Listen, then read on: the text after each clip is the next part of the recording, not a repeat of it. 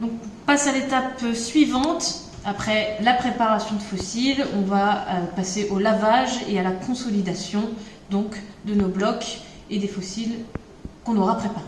Donc pour le lavage, pas besoin de grand chose, une brosse à dents, une bassine avec de l'eau. Ici vous avez la possibilité d'avoir à proximité un robinet pour pouvoir rincer le bloc une fois lavé, ce sera l'idéal. Donc tout simplement, on va venir prendre les fossiles qu'on aura préparés, on le trempe. Pour les fossiles individuels, il n'y a pas de conditions particulières, simplement toujours prêter attention à l'ouverture du fossile qui sera un peu plus fragile. Et on brosse, on lave notre fossile.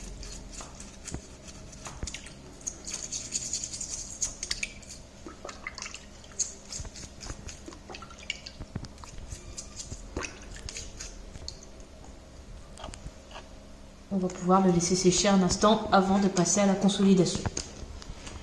Pour le lavage des blocs, un petit peu différent également comme à la préparation. Comme on le souhaite, on l'a dit, c'est de garder le bloc en entier. Donc pour le lavage, pas de souci si on trempe le bloc, à condition de ne pas le laisser tremper plusieurs heures, plusieurs jours. Car là, on aura perdu tout notre travail puisque tout le bloc, tout le sable va se déliter et donc on aura perdu ce résultat final.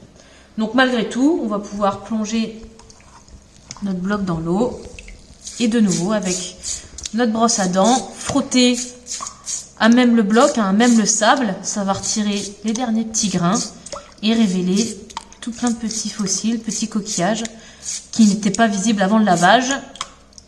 Et également, on va frotter les fossiles principaux, les plus gros, tout en gardant ce système de pince, en maintenant bien avec nos deux mains les fossiles sur leur bloc, car même au lavage, il se peut que les fossiles se détachent.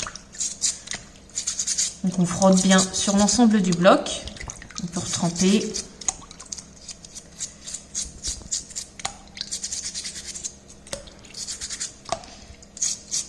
Et c'est là que si vous avez un robinet, ce sera utile pour vraiment rincer à l'eau claire.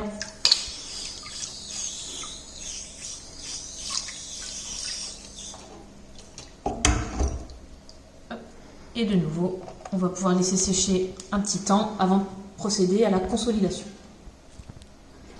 On arrive à l'étape de la consolidation, donc pour permettre aux fossiles de bien se préserver dans le temps, puisque dès que les fossiles sont exposés à la lumière du jour, il peut y avoir une dégradation, on va remarquer un ternissement, le fossile va perdre de sa couleur et de sa brillance naturelle, donc pour ça il va falloir le consolider. Donc on va avoir besoin d'une boîte, du perroir, de la colle blanche, type colle à bois, colle multi-usage, et de l'eau. Alors au niveau de cette solution, c'est en fonction du type de colle, mais on aura un ratio d'environ 50-60% de colle pour 50% d'eau. Il faut qu'on ait un mélange qui soit aqueux, mais avec suffisamment de colle, voilà, pour que le bloc de sable soit bien consolidé. Donc pas trop liquide, mais voilà, un petit peu plus de colle, voilà, un pourcentage un peu plus élevé de colle par rapport à l'eau. Donc tout simplement, on va faire un mélange.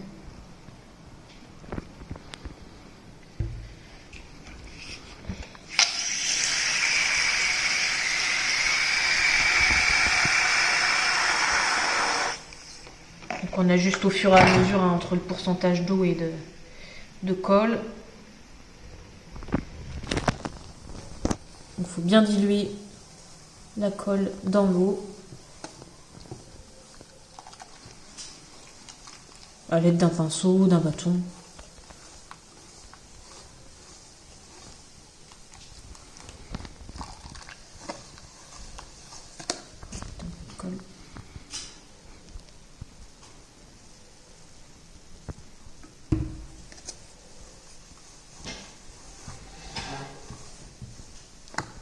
Une fois notre mélange préparé, donc on va prendre les fossiles qu'on aura préalablement lavés et fait sécher. Alors avant toute consolidation complète, il n'est pas inutile d'effectuer un petit test pour être sûr que voilà, le mélange soit bien transparent et qu'au séchage, ce soit bien transparent et qu'on n'ait pas de pellicule blanche. Voilà, vous pouvez tester sur un petit coquillage comme ça. Il faudra quand même bien badigeonner à l'extérieur et à l'intérieur. Pouvoir tremper. Et ensuite, on laisse tout simplement sécher. Donc même procédé au niveau des blocs, donc même chose, on peut effectuer un petit test avant sur l'arrière du bloc. Imprégner celui-ci, attendre un petit peu que ça sèche, voilà, que la résine imprègne bien le bloc. Et au séchage, en principe, vraiment, ça va devenir complètement transparent. Donc pour les blocs, vous pouvez, voilà, par tapotement, imprégner votre bloc de résine. Vous pouvez aussi procéder par trempage, l'intégralité du bloc.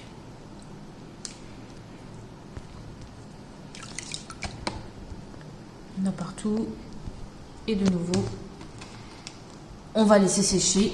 Et comme ça, le bloc sera bien consolidé, c'est-à-dire que le sable ne fera plus de poussière, les fossiles sont protégés, voilà, à la manière un petit peu d'une crème solaire, c'est-à-dire que cette résine va protéger donc, la brillance et la couleur naturelle donc, de nos fossiles.